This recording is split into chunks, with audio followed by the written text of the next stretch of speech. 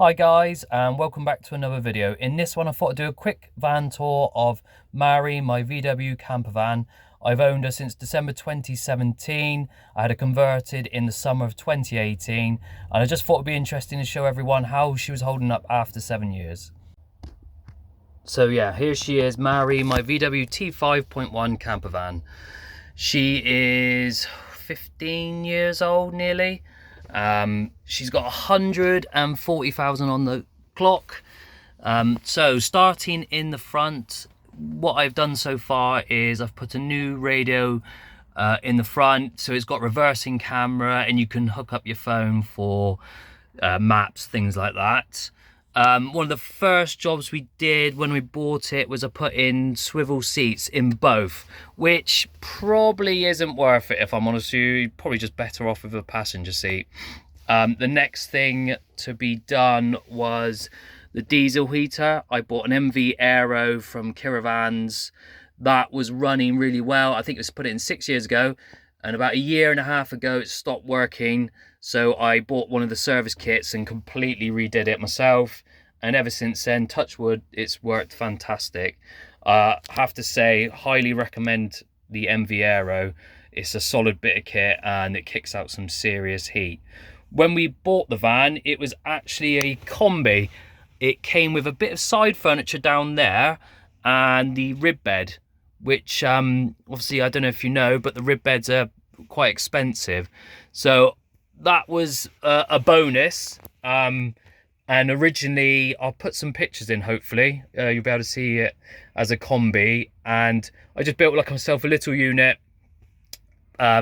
just to get along with for the minute until I decided I was going to fully convert it. Originally, I was just going to have the pop top done even.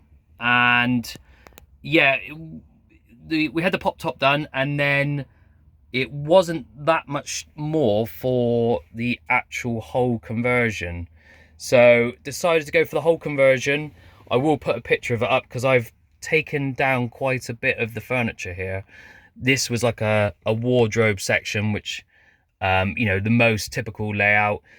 We've got the tabletop fridge, the lift up fridge, sorry. And then we had the gas cooker and the sink. I've taken the gas cooker and sink out because I wasn't using it anymore. I used to use it a lot when I used to have a dog, because we used to go walking up on the hills, come back and have a cup of tea and things like that.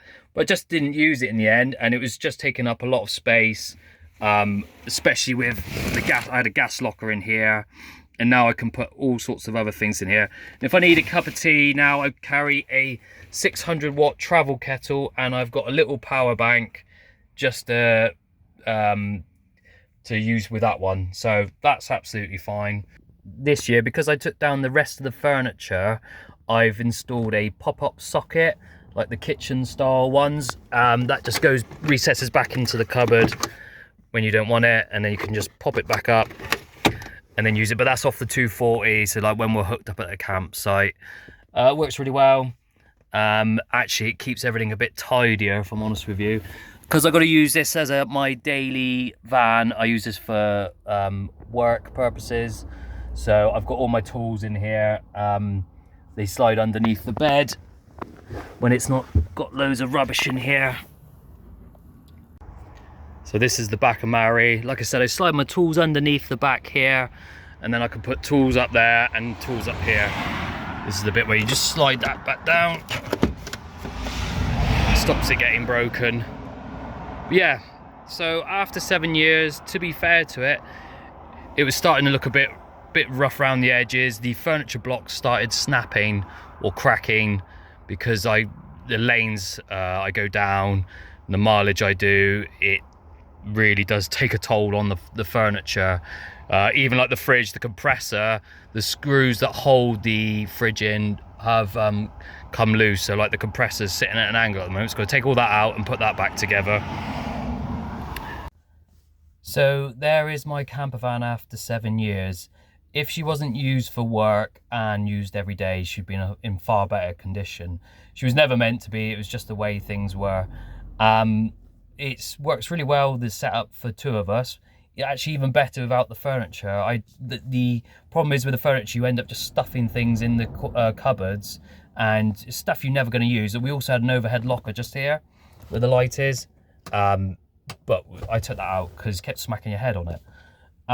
It's brilliant for 2 people, amazing for 1 if you're doing a park up, like I've done quite a few of them by myself. It's fantastic. 2 of us, we do campsite. If you watched any of the other videos, you'll see me and Katie doing that. And then we've just been away with all 6 of us. I got 2 older children, Kate's got 2 younger children. The 2 young ones go up in the pop top, and the 2 big ones go out on the awning that we got. We got a Van Gogh Galley 3. It's actually getting far more difficult. My 2 are basically grown-up size now, so we might end up getting a folding camper to use on the towing on the back, which would be a better setup. So the 2 big ones, one on the rib bed and then one in the pop top, and then me and Katie and the little ones in the folding camper. That's maybe something for the future, but you know, it's all doable. You can do it with the awning or whatever. It's just how comfortable that is for everyone. And you know, at the end of the day, you don't want to be absolutely exhausted when you come back from your holiday. Anyway, I hope everyone's enjoyed this video. Check out some of my shorts, and I've got a couple of other videos on the channel. Thanks for watching.